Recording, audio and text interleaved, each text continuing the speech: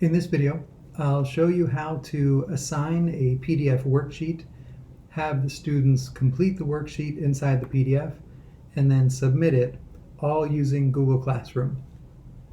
So to start, I'm in Google Classroom as a teacher.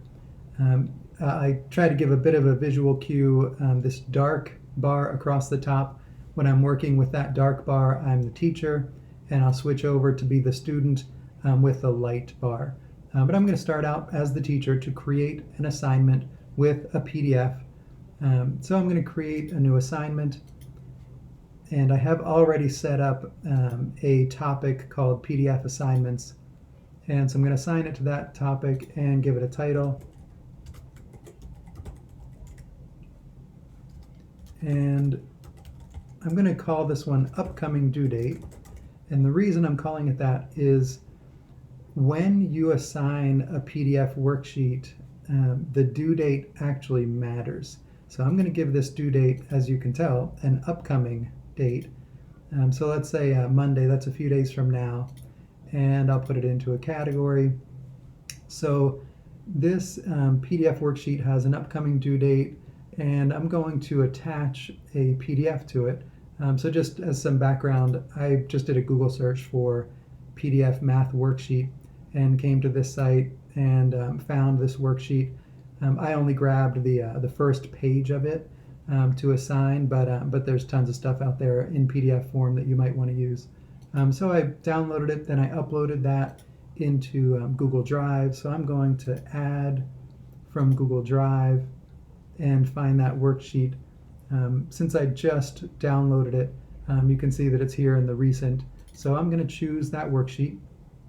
And just like any other doc or slideshow, I'm going to change this to make a copy for each student. So even though it's a PDF, I do want the kids to fill it out individually, so I need to make a copy for each of them. And now I think I'm set to assign this.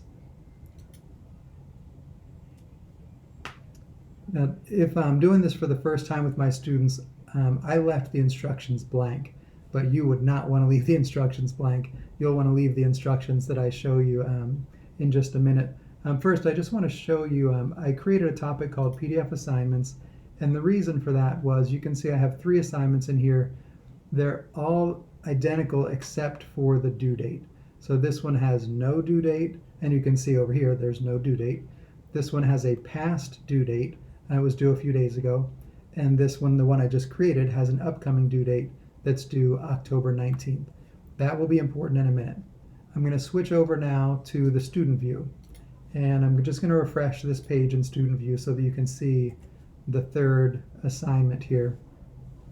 But you'll see the same 3 PDF assignments. No due date, that one's only been assigned. Past due date, since it's past due, it's missing. And this upcoming one.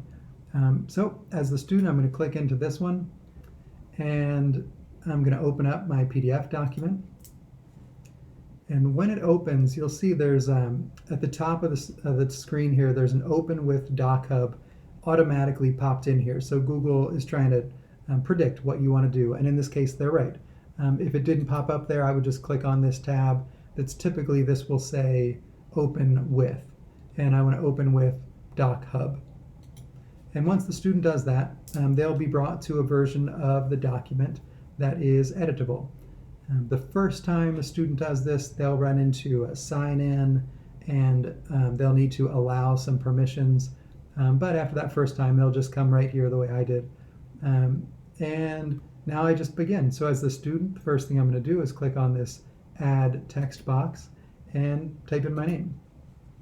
This student's name is Thurston, so that's what I'm going to give it. Anything that you do in DocHub, or that your students do, will give you these 2 options. One, of course, just to move it around, and the other one to delete it. If you want to keep typing, you can come over wherever you need to keep typing. And the nice thing about DocHub, it gives you this, this great indicator of where your text is going to be, so you can line it up however you want before clicking. In this case, for this next section, I don't need to type, I need to draw a line. So I'm going to go over to the freehand drawing tool, and then you can see I'm meant to draw a line to match each problem. So I'm just going to draw lines to match what I think are the correct answers here. And so that's a tool that exists here as well you can use. They have a couple other tools, some cute stamps, and then a sign tool that mostly will be for teachers. And then they do have an insert image tool, which might be useful on certain PDFs.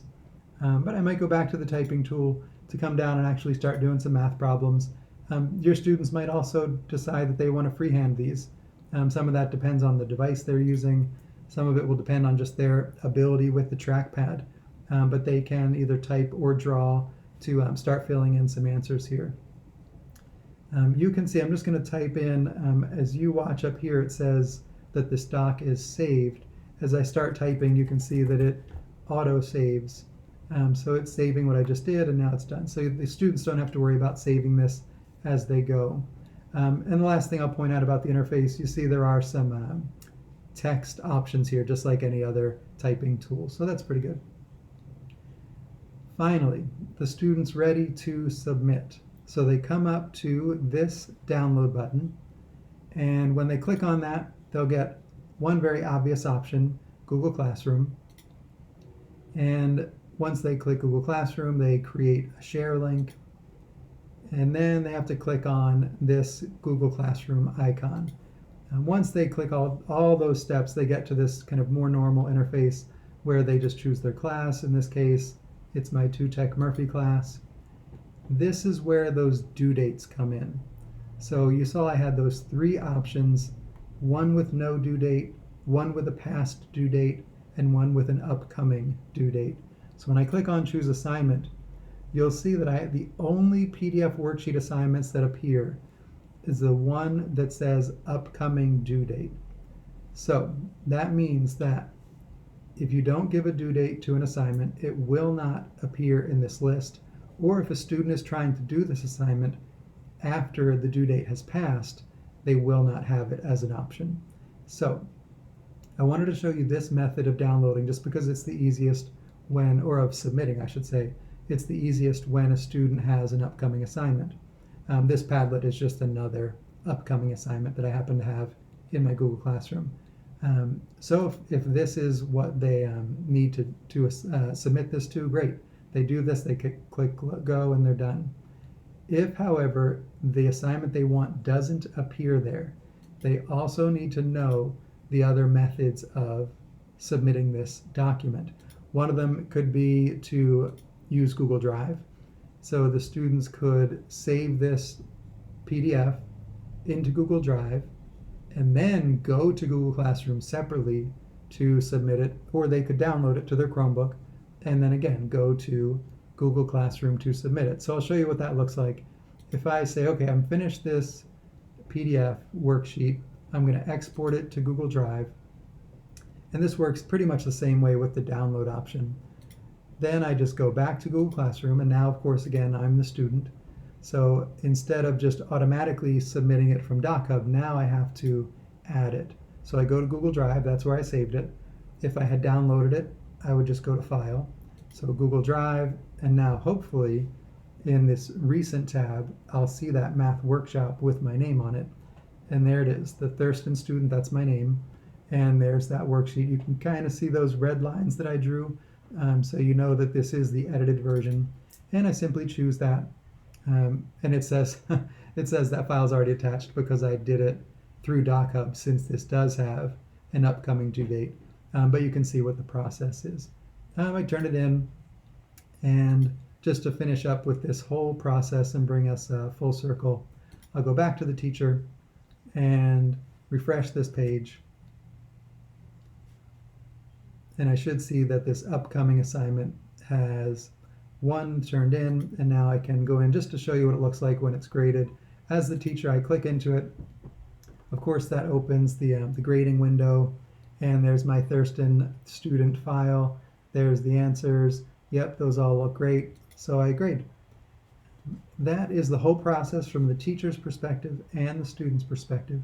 One of the nice things for the teachers is that in DocHub, you could edit this document a bit before you actually assign it to students, but that's for another video.